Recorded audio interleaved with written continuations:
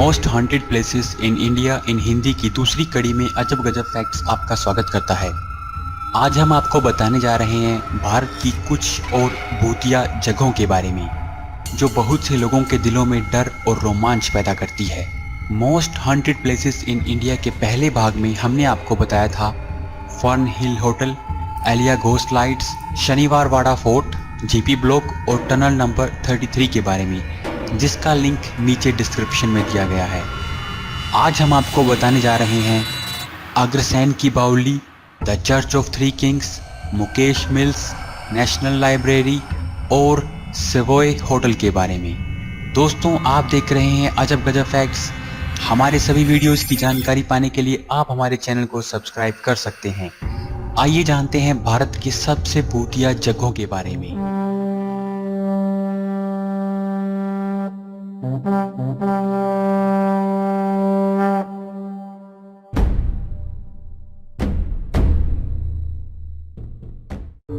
अग्रसेन की बावली, दिल्ली। अग्रसेन की बावली दिल्ली में कन्नॉट प्लेस के पास है। ऐसा कहा जाता है कि इसका निर्माण महाराजा अग्रसेन के द्वारा किया गया था, जो कि हरियाणा के अग्रोहा कस्बे में रहते थे, जहां पर अब एक टूरिस्ट प्लेस बन चुका है। अग्रसेन की बावली के बारे में बहुत सी भूतिया कहानियां प्रसिद्ध हैं। माना जाता है कि यहाँ के काले पानी में कोई रहस्यमयी ताकत है जो लोगों को अपनी ओर खींचती है, जिसकी वजह से बहुत से लोग यहाँ आत्महत्या करते रहे हैं। हालांकि हाल के दिनों में ऐसी कोई घटना सामने नहीं आई है। इसके बारे में केवल 2007 के द हिंदू पेपर में छपी एक रिपोर्ट का हवाला दिया जाता है। आज इस जगह का काला पानी सूख चुका है, लेकिन इस जगह पर रहने वाले चमगादड़ रात के समय में इस जगह को बहुत भयावह बना देते हैं। आमिर खान और अनुष्का शर्मा की पीके और अब सुल्तान के कुछ दृश्य इस जगह पर फिल्माने के बाद से यह जगह काफी प्रसिद्ध हो चुकी है। The church of three Kings, Goa. Goa के कैनासुलम विलेज में बना ये चर्च भारत के सबसे प्रसिद्ध बीचेस पर डराने वाला एक भूतिया स्थान माना जाता है। चर्च में अक्सर लोग बुरी आत्माओं और शक्तियों से बचने के लिए जाते हैं, लेकिन अगर भगवान के घर में ही भूत प्रेत रहने लगे तो फिर कहाँ जाएं? इस जगह के बारे में कहा जाता है कि इस जगह पर बुरी आत्माओं का वास है, जिन्हें मुक्ति नहीं मिल पाई क्योंकि उन्होंने ईश्वर के घर में पाप किया है। 1961 से पहले तक गोवा पुर्तगाल के अधीन था और इस जगह पर पुर्तगालियों का शासन रहा है। कहा जाता है कि प्राचीन समय में इस जगह पर अपना राज स्थापित करने के लिए 3 राजा आपस में लड़ते रहते थे। एक दिन उनमें से एक राजा होल्गर ने बाकी दोनों राजाओं को शांति के लिए इस चर्च में बुलाया, लेकिन उसकी नीयत में खोट था, जिसकी वजह से उसने दोनों राजाओं को जहर देकर मार डाला और बाद में इस जिल्लत को बर्दाश्त नहीं कर सकने के कारण खुद भी जहर खाकर जान दे दी। उसके बाद से इस जगह को the church of three Kings कहा जाता है। बहुत से लोगों ने इस जगह पर आत्माओं को देखने का दावा किया है। लोगों का मानना है ये उन राजाओं की आत्माएं हैं जिन्हें अभी तक मुक्ति नहीं मिली है। हर साल उन राजाओं की आत्मा की शांति के लिए यहाँ जनवरी के महीने में एक त्योहार मनाया जाता है, जिसमें गोवा के दूर दूर के हिस्सों के लोग शामिल होने पहुँचते हैं। मुकेश मिल्स, मुंबई। भारत और मुंबई की सबसे भूतिया जगहों में से एक है मुकेश मिल्स। इस मिल का निर्माण 1870 में ईस्ट इंडिया कंपनी के द्वारा किया गया था, लेकिन इस जगह पर लगी भीषण आग के बाद, जिसमें बहुत से लोग मारे गए थे, इस मिल को बंद कर दिया गया।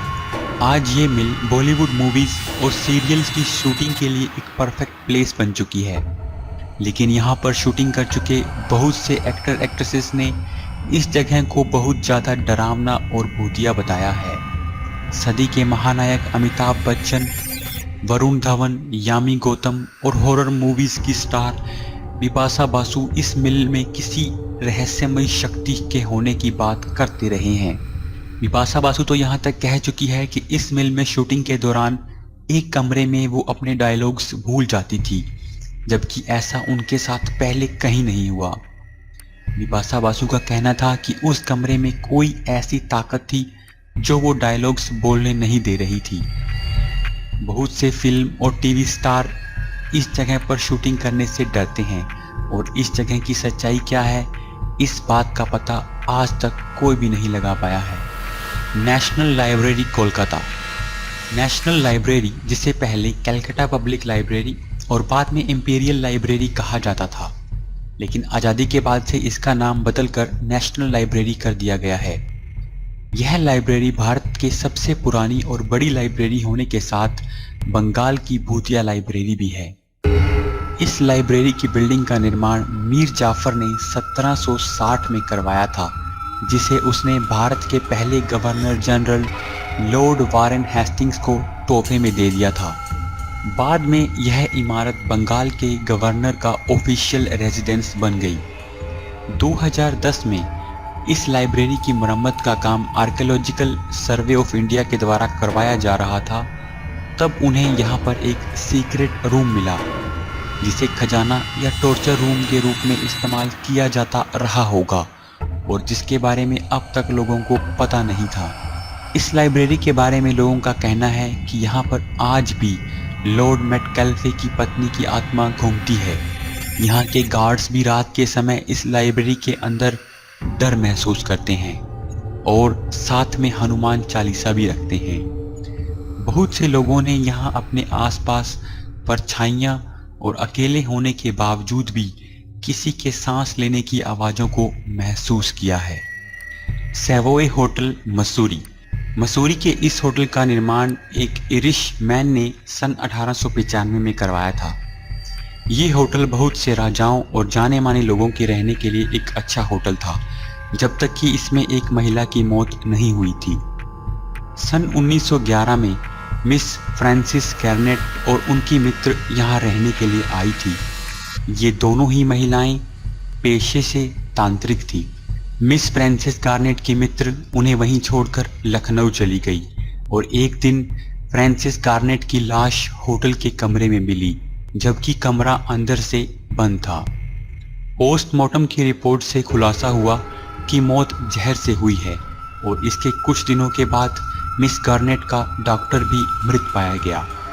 हत्या के जुर्म में गार्नेट की मित्र को गिरफ्तार किया गया और इल्जाम लगाया गया कि उसने दूर रहते हुए तंत्र मंत्र से गार्नेट की दवाओं में जहर मिला दिया, लेकिन पुलिस का ये इल्जाम कोर्ट में टिक न सका और मिस गार्नेट की मित्र को छोड़ना पड़ा। गार्नेट की हत्या की गुत्थी कभी सुलझ नहीं पाई और इस पर एक novel The Mysterious Affairs at Style लिखी गई है। इसके बाद इस होटल में उस महिला की आत्मा को बहुत से लोगों ने अपने आसपास महसूस किया और लगातार हो रही मौतों के कारण ये होटल भारत का एक भूतिया होटल बन चुका है। तो दोस्तों, ये थे भारत के सबसे भूतिया स्थान। आपको ये वीडियो कैसा लगा आप हमें कमेंट में लिखकर जरूर बताएं और किसी और भूतिया जगह के बारे में अगर आप हमसे जानना चाहते हैं तो भी आप कमेंट बॉक्स में लिखकर हमें बता सकते हैं। जल्दी ही आपके लिए हम लेकर आएंगे इस सीरीज का अगला भाग, इसलिए हमें सब्सक्राइब करना ना भूलें। धन्यवाद।